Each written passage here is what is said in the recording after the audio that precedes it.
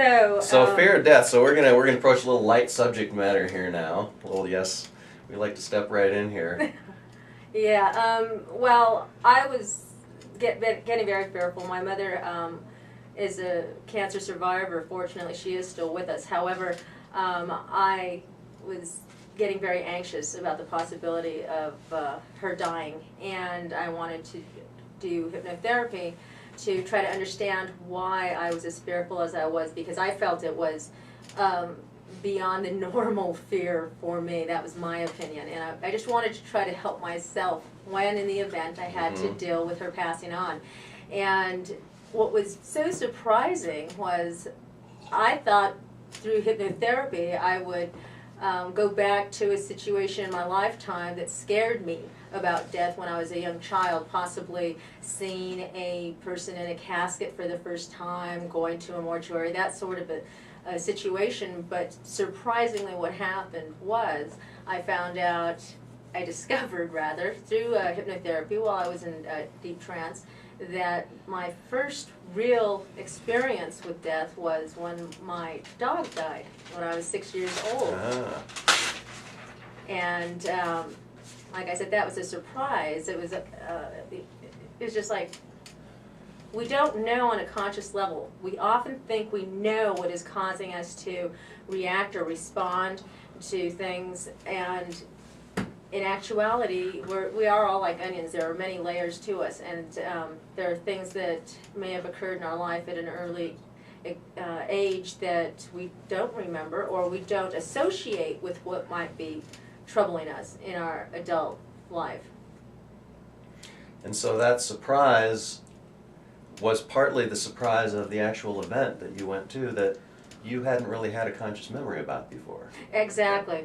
Exactly. I mean, had I thought about it, I remembered, oh yes, I lost my pet, but I didn't realize the trauma I had endured at that time as a young person, as a little person, how much that affected me with the whole issue of death. So it wasn't with just animals, it was obviously with death in its entirety.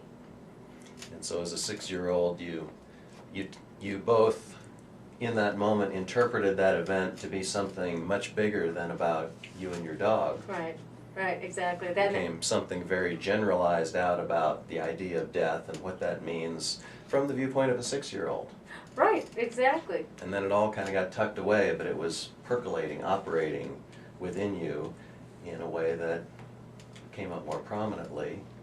It was, but even more importantly was the fact that I would have totally disregarded that on a conscious level. On a conscious level, I thought, okay, this is why I'm afraid of death, but if we'd just been having a conversation about it and talking about, what is it, and you would have talked about what your fear might have been about in a way that seemed very convincing to you. Right, what was convincing or seemed like made the most sense. Yes, what made the most sense. But it was something very simple, something that wasn't really fearful. Now as an adult, when I look back at it, and it is able to help me deal with my fear of death better, because I discovered it. And what, in addition to the surprise of the event itself, that this 6-year-old event about your dog was the event that seemed to hold the important information and energy, what else about that turned out to be therapeutic? Well, realizing how important it is to learn to work with your subconscious mind in addition to the conscious mind. Well, and specifically to that event, if you don't mind talking about it here, what was it that 6-year-old did with that event that created this sensitivity, or this idea of this fear about death? I bottled it up. I just put it in a trunk and put it away. Because that's all I knew how to do at that age. I didn't know how to deal with it any differently. I mean, I was getting the love and support that from my family. Everybody was trying to calm me down and just, it explained to me. But the feeling that I felt in my heart just hurt. So I'm hearing that part of what was therapeutic was to connect back into the actual feeling. Yes.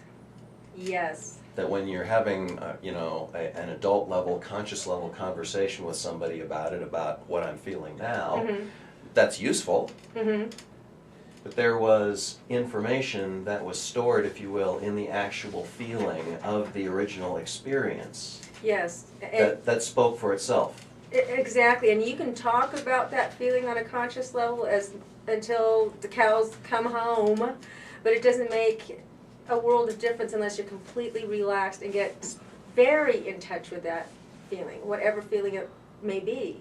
I have learned that when you're relaxed and can really tune into your feelings more than just trying to think about tuning into them, I mean, Yes. then it's just so powerful.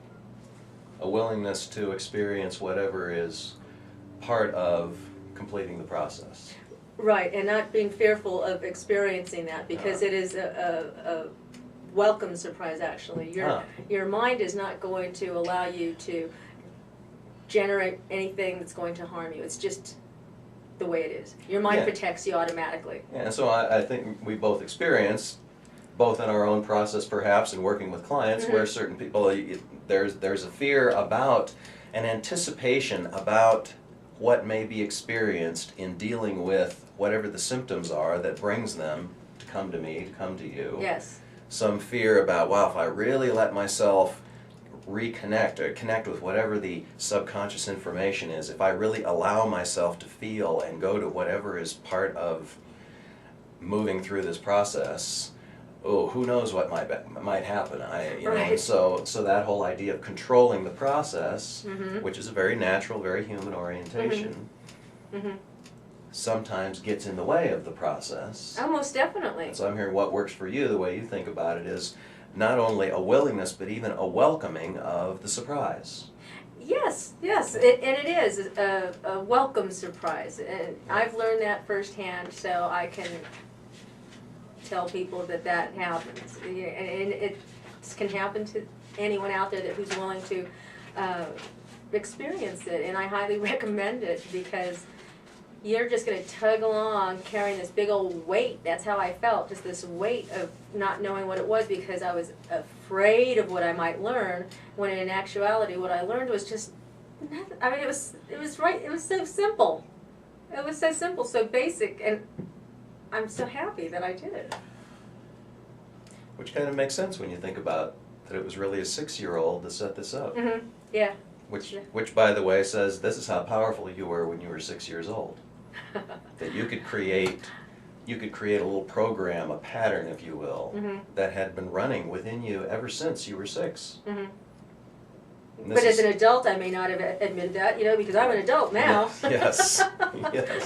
I know more now because I'm an adult. Wow. And it sounds like the experience that you had, even though you might have anticipated it as something that would be uncomfortable, something to anticipate with some fear or some anxiety or something, that the actual experience of revisiting that information, processing it fully, moving through what that is and coming to a new resolution was actually not an uncomfortable or an experience that you didn't like.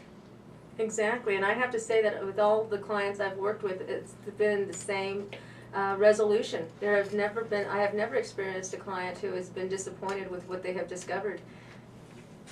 Quite contrary to that, they've been pleased and just excited and astounded. It's like, wow. Wow. Yeah, you probably, I've commonly gotten that kind of report where somebody says, I thought that, this was going to end up, the feelings that were going to come up were going to be so uncomfortable and so unpleasant, and I just didn't really want to, and then when I was actually just going through it, there was some intensity of feeling that happened, but the experience of it was very graceful, really. It was powerful in a way. The intensity of it was it was powerful. It was profound or enjoyable, easy. It was much different than what I was convinced in advance it was going to be. My anticipation of it, I'm using my words to interpret some other people's words, but this is kind of the general thing I hear, is that what I was convinced in advance and anticipating it was going to be like when I went into the experience, that isn't what it was like.